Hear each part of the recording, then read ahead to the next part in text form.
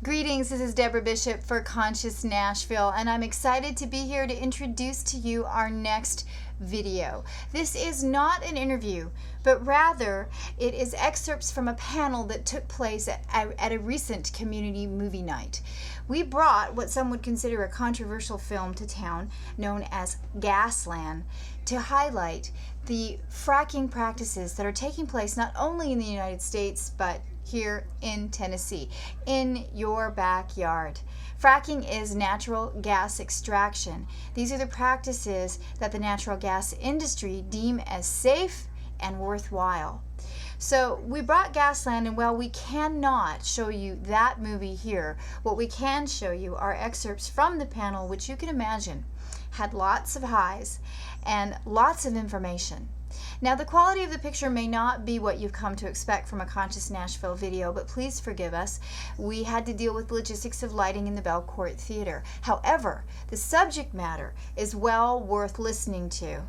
And I invite you to consider and remember that fracking is not just somebody else's issue. It's all of ours. I want to take a moment as well to introduce the panel members because we do not have footage to do that.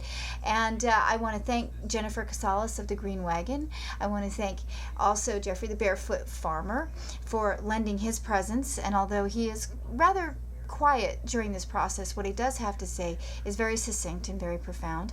Also, esteemed environmental attorney Elizabeth Murphy, and the brave contributor that came in to represent the petroleum industry, Jerry Calhoun, who's a certified petroleum geologist. Much appreciation to all of you.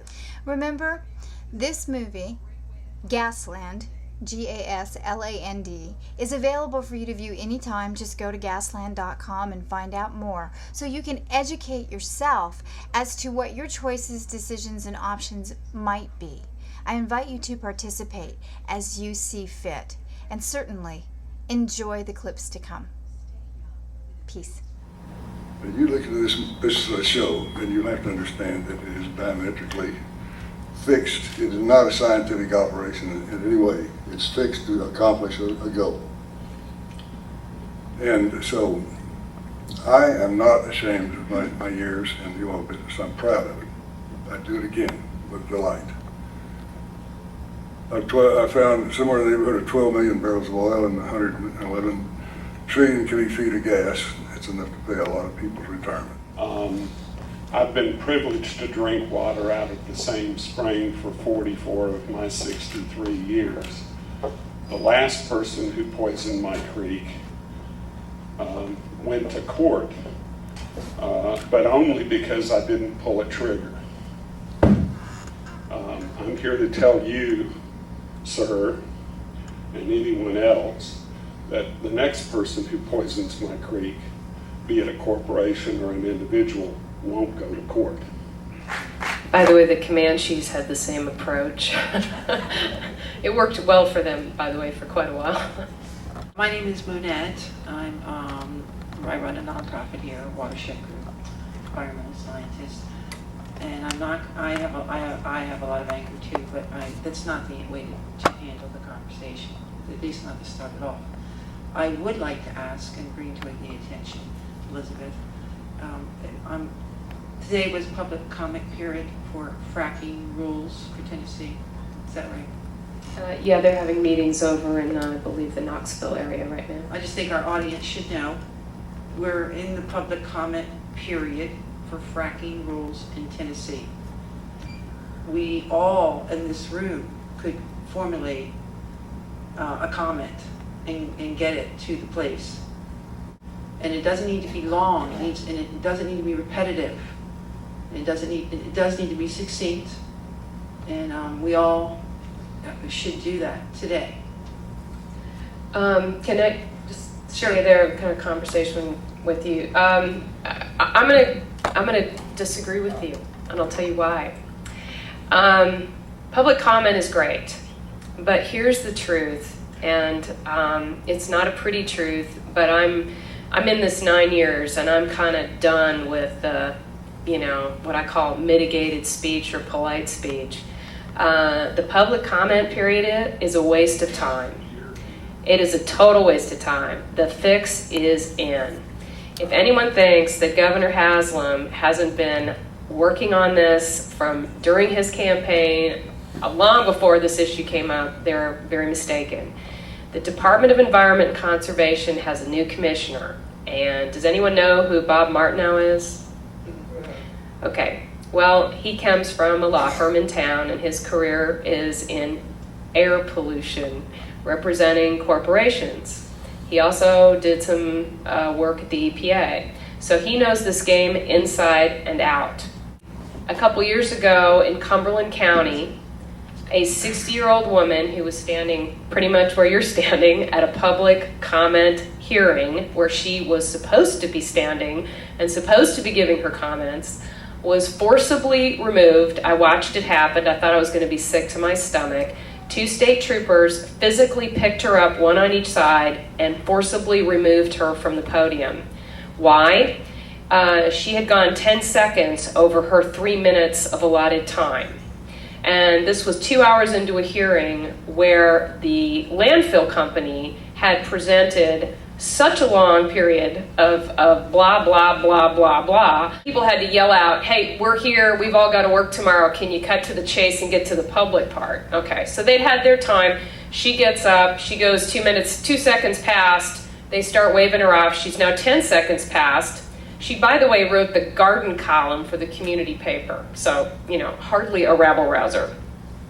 The man that presided over that was the county mayor. And he is your new deputy commissioner at TDEC. His name is Brock Hill.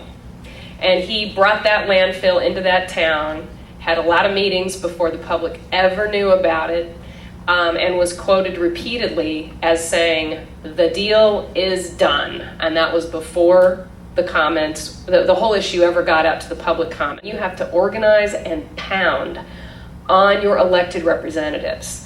They do not like people to show up at their office. They can ignore your emails and they can ignore your phone calls. It's harder to avoid the phone calls because their secretaries have to answer them. But the only times we've had success politically is when we have, I guess they say in basketball, crashed the boards and showed up at their offices and just been relentless. So you literally form a posse and you go.